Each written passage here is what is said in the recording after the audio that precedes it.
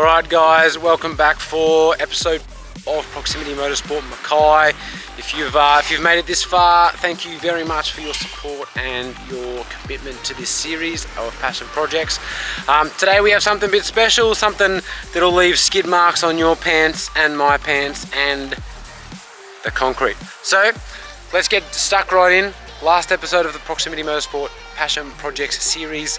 Really appreciate your support and your views and your comments and your DM slides and all that kind of biz-baz.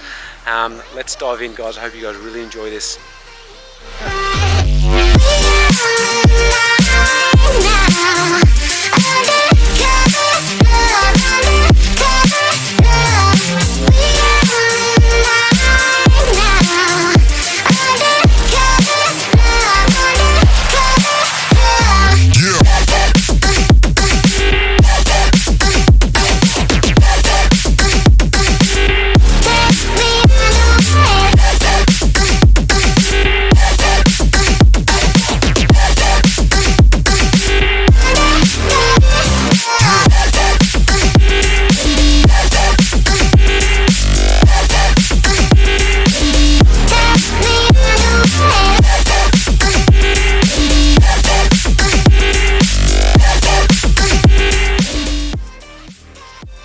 Well, Leon, mate, you're not just someone that builds cars for people, you build cars for yourself, and man, your 370 is wild. And the S15 that's in the build, that's gonna be wild, and even just sitting in the workshop, it blows my mind. But let's break down the one that runs and the one that has a motor in it before we do a quick rundown on your S15, and apparently you're hitting it Evo 7 as well. But crack into it. I know there's something special behind the motor in your 370. It's done a fair few track days, but let's break down that beautiful, mental, cambered out 370, man.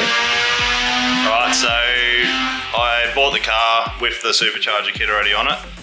Did have a broken valve spring retainer, which is pretty common in the early 370s. So we've pulled the motor out, and while the motor is out, we had to upgrade a few things. So I put a low K engine in it, billet oil pump, valve springs, retainers, and got it all back together.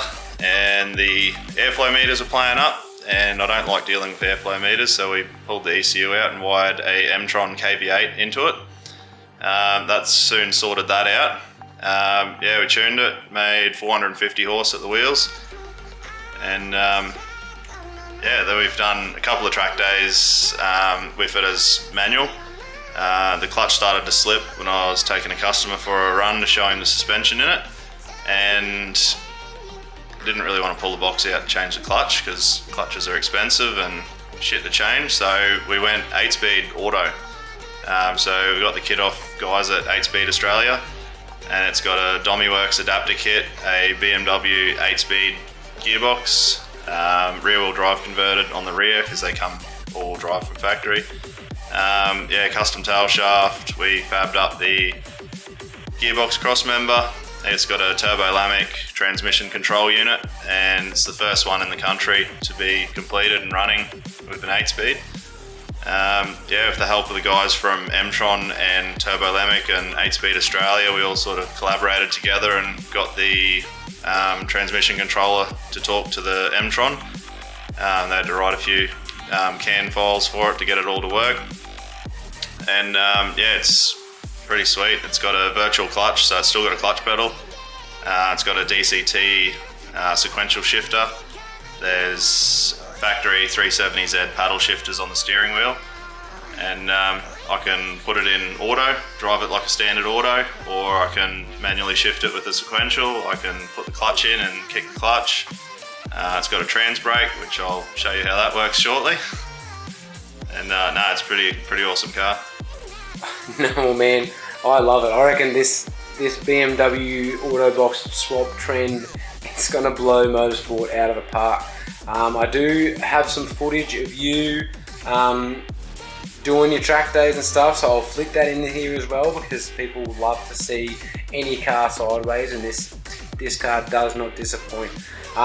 You did mention that you took a customer for a drive to show off the suspension.